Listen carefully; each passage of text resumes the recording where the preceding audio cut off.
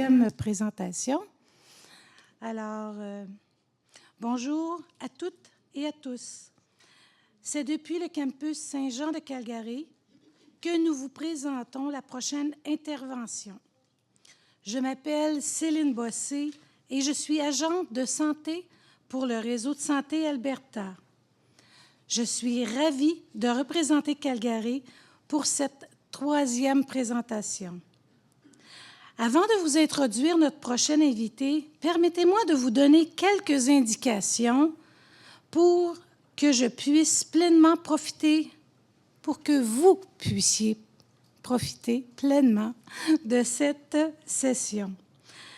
La présentation durera 60 minutes, incluant 45 minutes seront accordées à l'exposé, suivies d'une période de questions de 15 minutes. En raison de contraintes logistiques, nous ne pourrons pas prolonger la session en cas de dépassement de temps. Par ailleurs, les questions qui ne seront pas acceptées pendant la présentation, nous devons attendre à la toute fin et compléter vos petites feuilles pour les questions afin de sélectionner les questions qui seront demandées en ligne. Nous vous rappelons également que cette présentation est filmée, enregistrée et diffusée simultanément dans les 4 salles de l'Alberta ainsi que pour les personnes en ligne.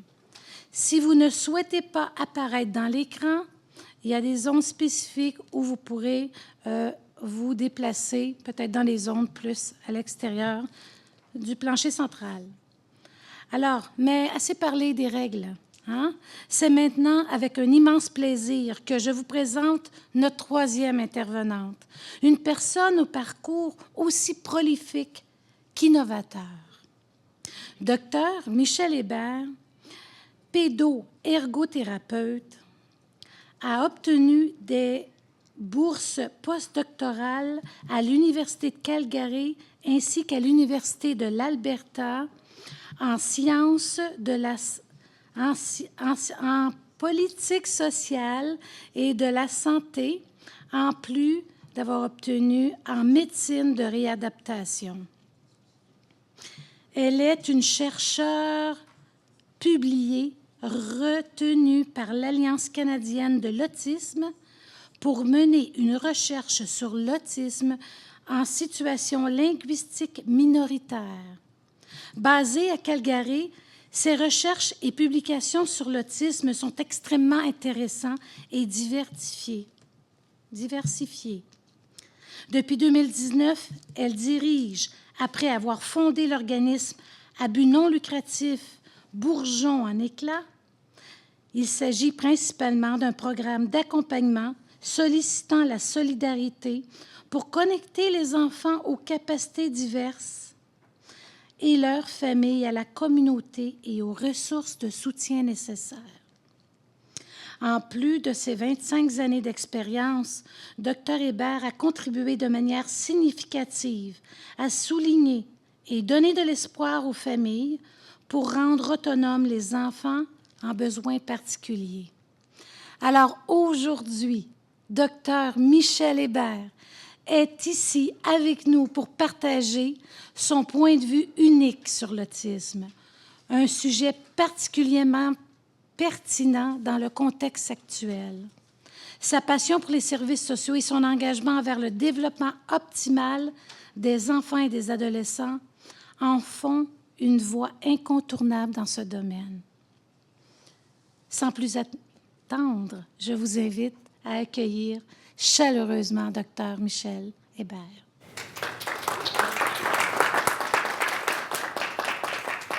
Merci Céline.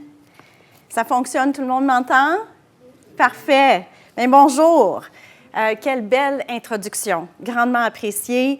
Donc oui, je suis Michel Hébert, fondatrice et présidente de Bourgeon en éclat à titre de bénévole.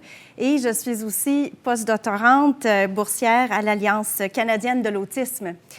Je souhaite profiter de l'occasion pour souligner que ma famille et moi habitons, travaillons et jouons sur les territoires traditionnels des Niti tapis, les Pieds Noirs, des peuples de la région du traité numéro 7 du sud de l'Alberta, c'est-à-dire les Premières Nations, Siksika, Piikani, Kainai, Tsuut'ina et Nakoda, y compris les Premières Nations, Chiniki, Bearspaw et Wesley.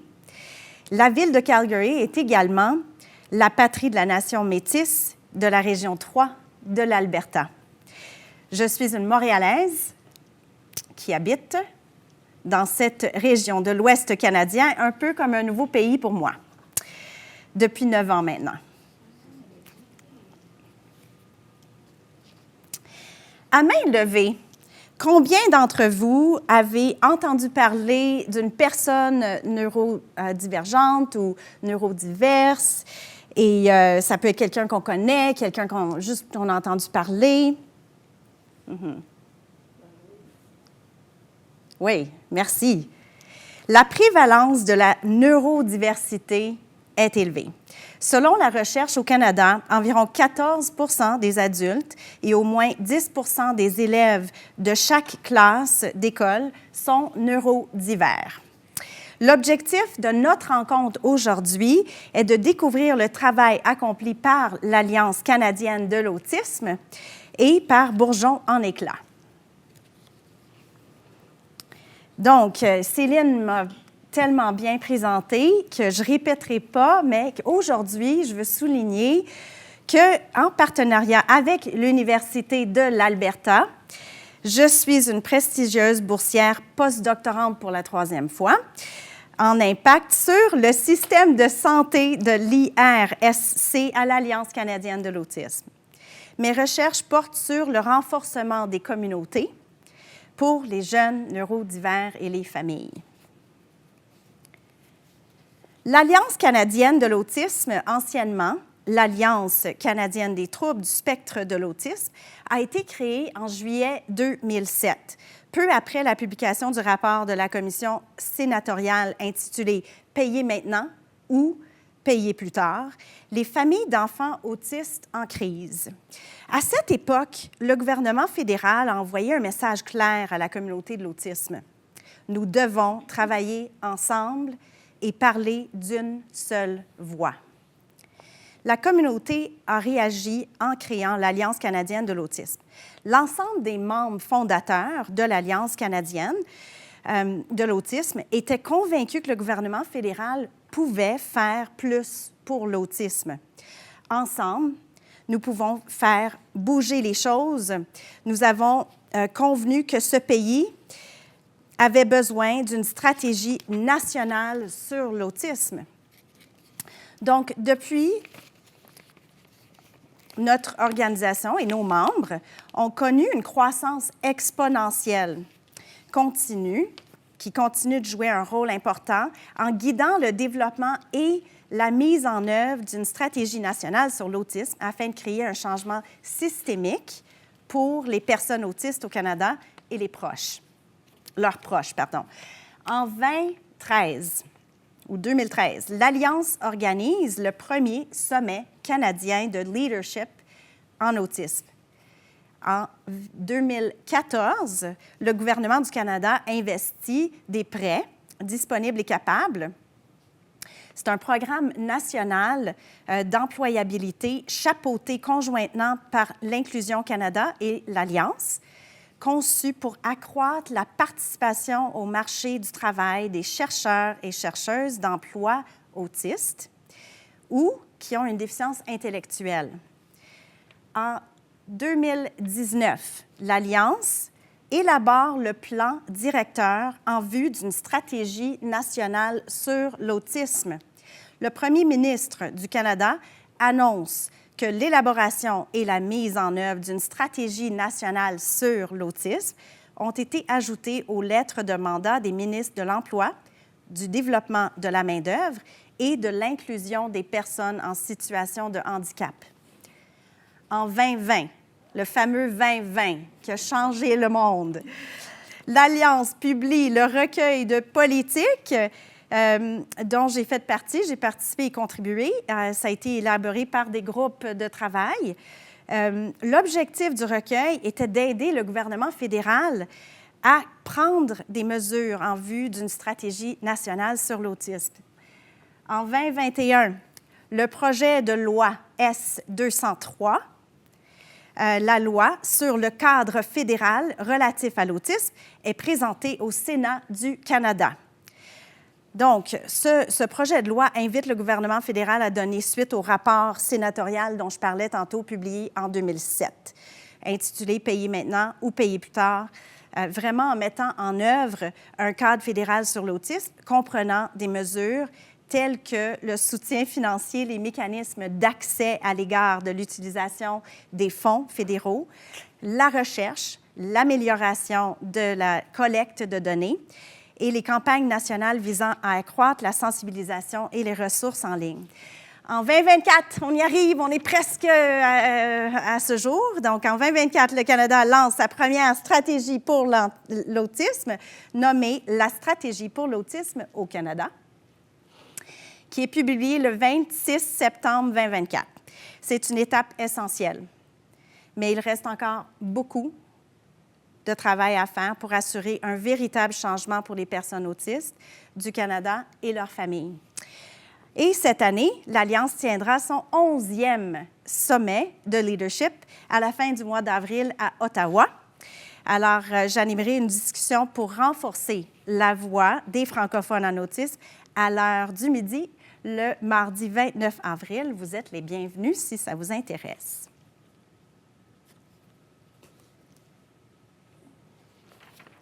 Puis, comme vous voyez, j'aime bien, je suis très traditionnelle. Je travaille avec du papier, crayon. Est-ce qu'il y en a d'autres ici qui sont... Ah, je ne suis pas la seule! Oh, super! Alors, depuis 5 ans environ, en 2020, l'Alliance a développé un guide de terminologie en anglais, basé sur les connaissances issues de la recherche concernant les préférences langagières en autisme. Ce guide sert de référence pour le grand public. Grâce aux discussions menées lors des sommets de leadership et des mises à jour ont été apportées grâce aussi à la recherche, puis une traduction française a suivi. Une préférence pour personnes autistes se dégage clairement parmi les personnes directement concernées par l'autisme.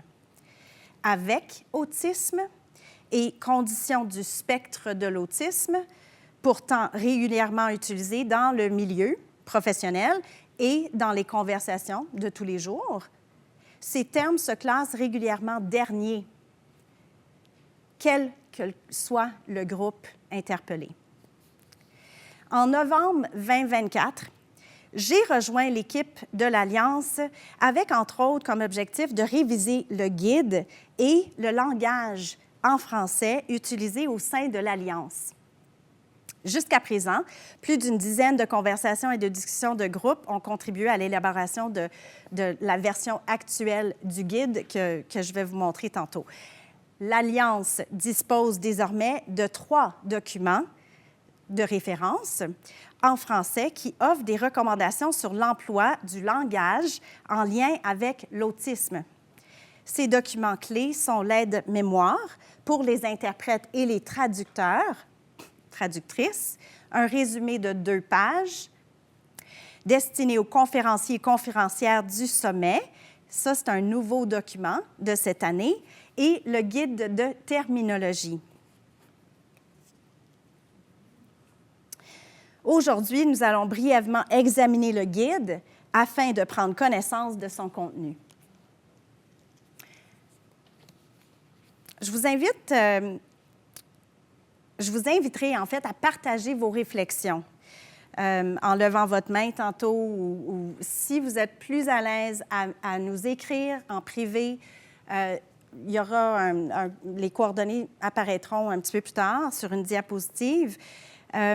Mais nous sommes très ouverts à entendre chaque voix pour enfin retrouver une voix collective. Puis, s'il vous intéresse de recevoir une copie du guide, ça aussi, n'hésitez pas à me l'inscrire dans un courriel ou m'envoyer un message par courriel. Fait que le guide comporte de 6 sections principales. Contexte, comment utiliser le guide, une section terminologie, l'usage de la majuscule, les nuances langagières et un tableau très compréhensif. Donc, la section du contexte introduit la raison d'être du guide. Certaines personnes préfèrent utiliser un langage centré sur la personne, comme personne avec autisme ou sur le spectre de l'autisme, qui est en fait un anglicisme en passant. D'autres préfèrent un langage axé sur l'identité, comme personne autiste ou autiste. L'Alliance a adopté un langage découlant de son travail, de ses recherches, de ses discussions tenues au sommet canadien du leadership en autisme. Bien que la recherche pointe vers ses préférences, il n'est pas encore clair si cette position représente un point de vue unanime, en particulier de la part des personnes autistes.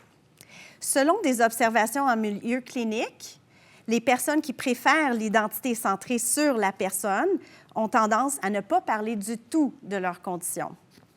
Pour ces raisons, ce guide de terminologie est un document vivant qui vise à suivre l'évolution de la langue et du langage concernant l'autisme. Ce n'est pas un livre de recettes. Il n'existe pas de noir ou de blanc. Il y a beaucoup de gris. Donc, le guide sert d'outil de réflexion au langage employé quand on parle verbalement et quand on écrit dans des textes. Je ne résumerai pas toutes les sections, mais je souhaite souligner 2 autres sections qui semblent valider la complexité du langage. Les nuances langagières et le tableau. La section sur les nuances langagières porte surtout sur le passage du DSM-4 au DSM-5, qui est le manuel diagnostique et statistique des troubles mentaux, donc 4e et 5e édition. Un passage qui a marqué un changement majeur dans le diagnostic de l'autisme. Les anciens diagnostics distincts, tels que le syndrome d'Asperger, puis les troubles envahissants du développement, ont été regroupés sous une seule catégorie, le trouble du spectre de l'autisme ou TSA.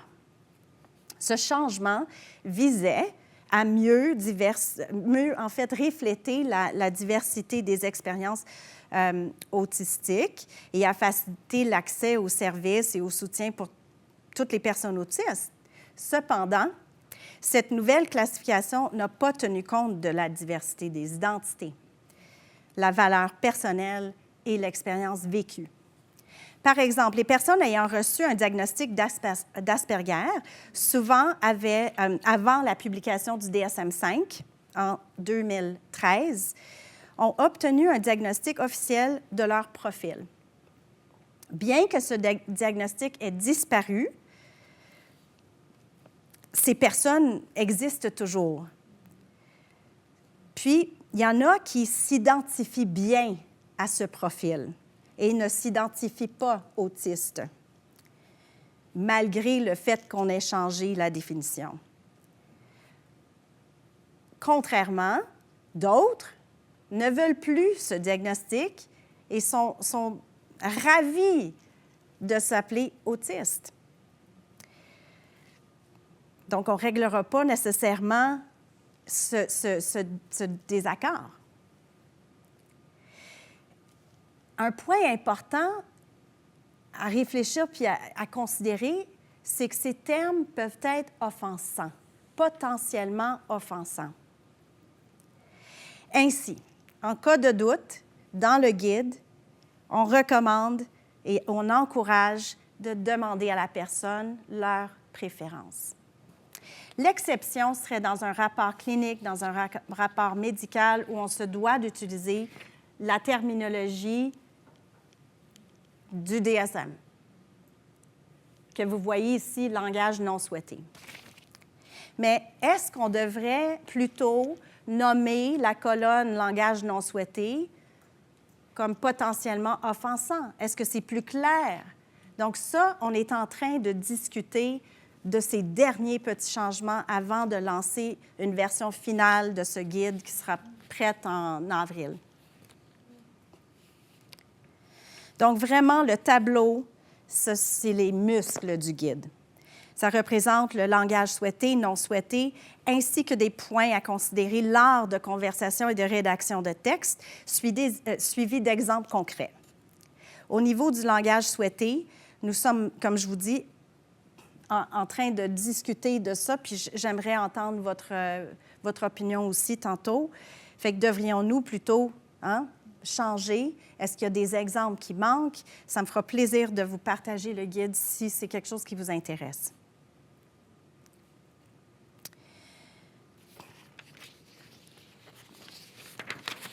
Bon. Fait que première question pour vous. Selon vous, est-ce que ce guide résonne avec vous? Excuse-moi, j'ai tapé le microphone. Oui, Absolument, oui. Ce que je perçois déjà, a priori, chose que je ne savais pas, ça me paraît être basé sur le langage, si j'ai bien compris, c'est cela, sur le langage. Oui. Or que l'autisme, je le voyais d'une façon différente. Si on se réfère dans les années 1975, où il y avait une personne sur 5000, maintenant on est rendu en 2012 avec une personne sur 68.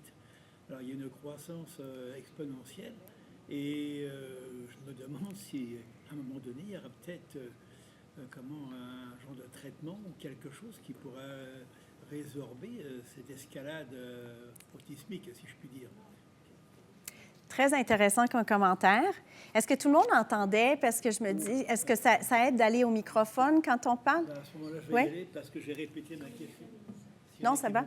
Oui. Je m'excuse. Je voudrais juste mentionner oui, Céline. que les échanges sont difficiles dans le sens qu'il y a des gens dans la salle, il y a des gens partout. Alors, je pense qu'on doit limiter à la conférencière et avoir la période de questions par la suite. Parfait. D'accord? Oui. Oui, parce qu'il n'y a pas de chat. Il n'y a pas moyen d'interagir avec un chat ou quoi que ce soit. Parfait, je comprends. Mais je vous invite, ceux qui sont en ligne et celles qui sont en ligne, de participer.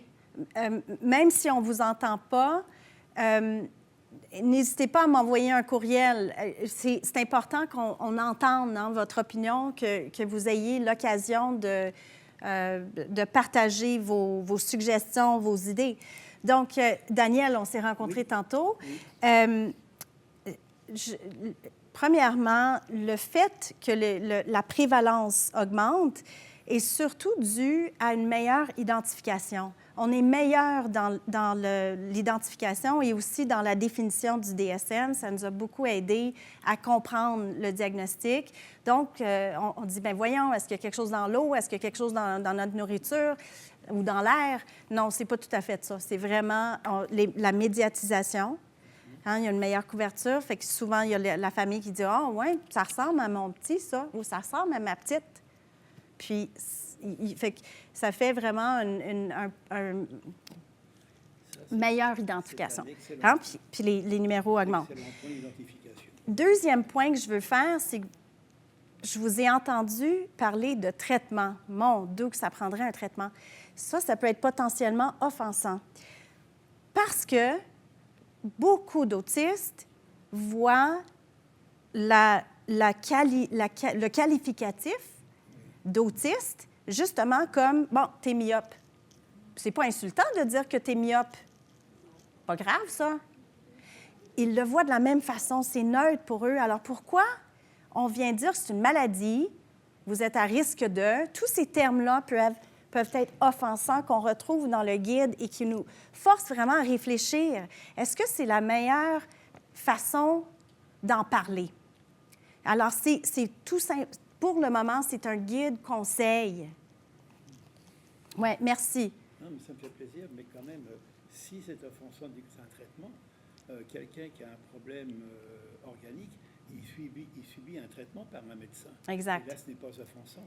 Oui, exact. Puis c'est pas offensant quand on sait qu'il y a quelque chose, puis on a besoin d'aide. Bonne réflexion quand même. Et puis ce point de besoin, le mot besoin, justement, dans un engagement que j'ai eu hier, a été souligné. Puis il y en a qui disent, oups, besoin particulier. Puis je sais qu'on l'a utilisé tantôt. Hein? Fait que peut-être que là aussi, mais par contre, besoin a été positivement reçu de ceux qui ont été diagnostiqués parce qu'ils reconnaissent qu'ils ont un besoin, puis ils se doivent d'aller chercher de l'aide pour certaines choses. Donc, c'est là que je vous dis que c'est gris et complexe. Puis, l'objectif, c'est d'être respectueux et d'être fondé sur les forces et non pas les déficiences.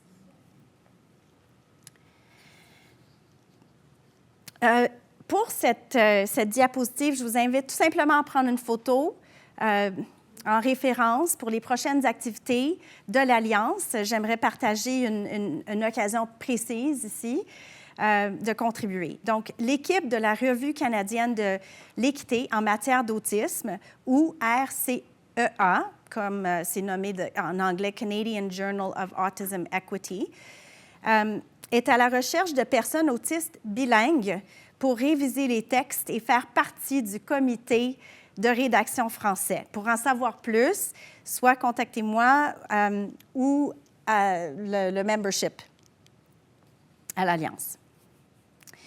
Puis on pourra aussi vous partager un lien là, par rapport à l'appel d'offres et la revue précisément. Maintenant, suivez-moi pour découvrir le travail fait comme bénévole à titre de fondatrice et présidente de Bourgeons en éclat, œuvre de bienfaisance depuis 2021. Notre prochaine Assemblée générale annuelle aura lieu vendredi prochain, le 28 mars, en présentiel et en ligne. Donc, s'il vous intéresse de vous joindre à nous, rejoignez-moi par courriel ou par téléphone aux coordonnées que vous allez voir sur les diapositives suivantes. Bon, si je vous disais, ouais, vous avez probablement noté les poils de chat sur mes pantalons noirs. Il y en a qui disent non. Puis surtout ceux qui sont en ligne, ils disent ben non. Donc, à main levée, combien d'entre vous n'avaient pas remarqué de poils, mais maintenant, vous vous en voyez ou vous les cherchez? Hein? Oui. Bon.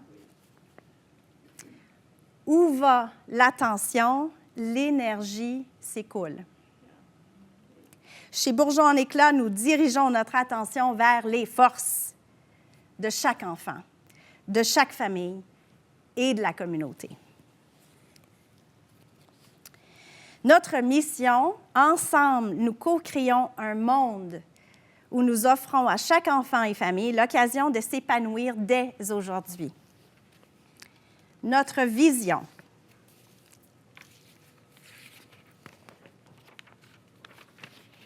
C'est un monde où tous les enfants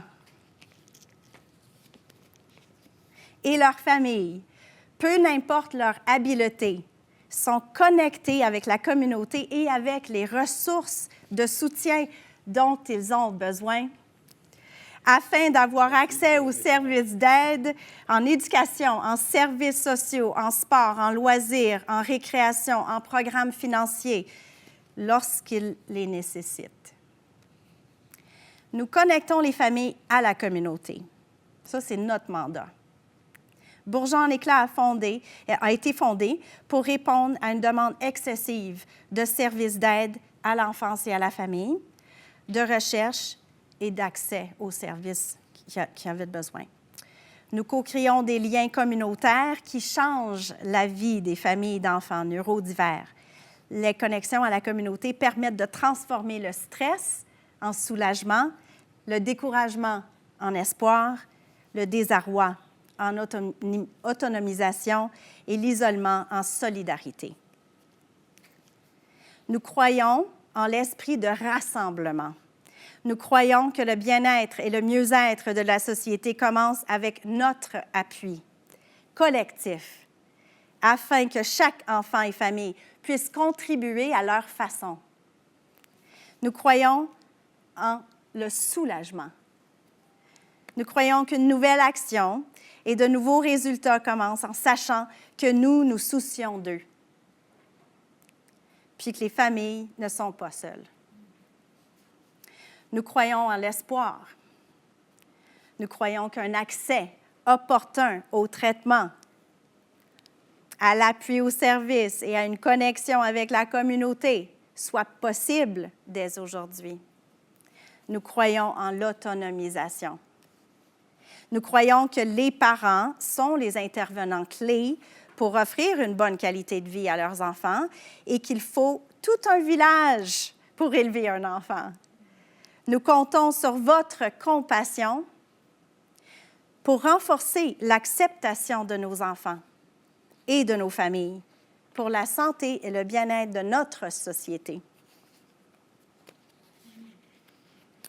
Le programme d'histoire partagée consiste en activités sur 2 ou 3 mois à 2 volets. D'abord, à l'aide d'un facilitateur ou une facilitatrice qui est formée, la famille co-crée un court-métrage pour raconter l'histoire d'un moment important dans leur vie. Ensuite, la famille partage leur histoire avec d'autres familles par court-métrage, à tour de rôle, en montrant leur court-métrage. Puis, ça s'appelle un cercle de partage. La majorité des participants, ensuite, acceptent de le partager avec le grand public. Donc, vous avez accès à plusieurs de ces courts-métrages sur notre site Internet, bourgeonsaléclat.org. Enfin, chaque année, nous tenons une célébration lors d'une levée de fonds pour écouter quelques histoires diverses co-créées par nos familles et l'équipe de facilitation. Voici quelques retombées d'avoir participé au programme qui est entièrement gratuit et subventionné par le gouvernement. Après le cercle de partage, un parent décrit que le programme lui a apporté beaucoup de soulagement et d'espoir. Un autre parent souligne que ça lui a permis de partager ses idées et expériences qu'elle espère aideront d'autres personnes à se sentir acceptées. Puis, je suis désolée pour l'erreur de frappe, j'ai vu ça tantôt. Un thème important qui émerge de la participation au programme est celui de se sentir pas seul et d'avoir un sentiment d'appartenance. Un autre parent exprime comment le programme lui a apporté de l'autonomisation, puis à date, nous avons transformé le stress en soulagement pour plus de 30 familles.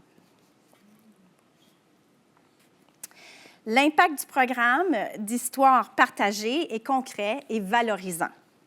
Les participants viennent de partout à Calgary et d'ailleurs en Alberta, avec des niveaux d'éducation variés allant du secondaire à l'université.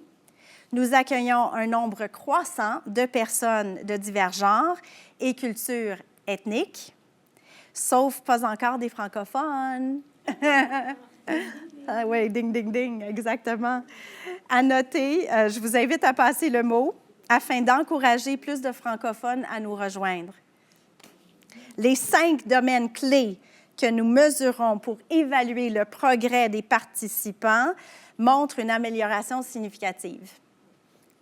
Puis enfin, lorsque nous demandons aux participants leur ressenti sur le programme, les mots qui reviennent les plus souvent sont valeur du temps et espoir partagé. Ouais. Une retombée particulièrement émouvante est celle d'un parent qui a traduit son histoire dans sa langue primaire. Ce parent vient d'un pays où, tragiquement, les enfants neurodivers sont blessés et même tués. Elle raconte avoir ressenti à travers ce partage virtuel, de l'occasion de pouvoir partager son histoire virtuellement dans son pays. Elle a eu vraiment une connexion avec son pays. Puis son histoire a évolué d'une perception initiale où la déficience était un sort ou un fardeau à une reconnaissance profonde que son enfant est un don de la vie.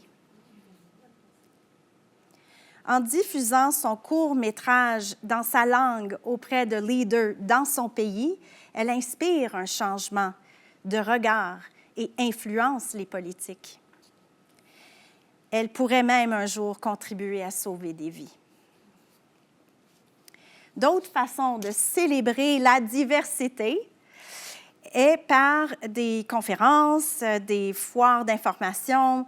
On invite des conférenciers et conférencières. Fait que si vous êtes à l'écoute et ça vous inspire de venir parler, ça nous fera plaisir de vous accueillir lors de levée de fonds. Et notre impact est vraiment mesurable et durable. Chaque année, nous réussissons à doubler le nombre de familles aidées et nous doublons aussi les subventions reçues pour la croissance de cette mission. De plus en plus de commanditaires et contributeurs se joignent à la mission de Bourgeons en éclat. Et l'équipe aussi, ça n'avance pas, pardon.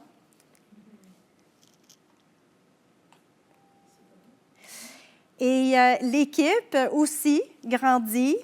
Nous sommes à la recherche de bénévoles.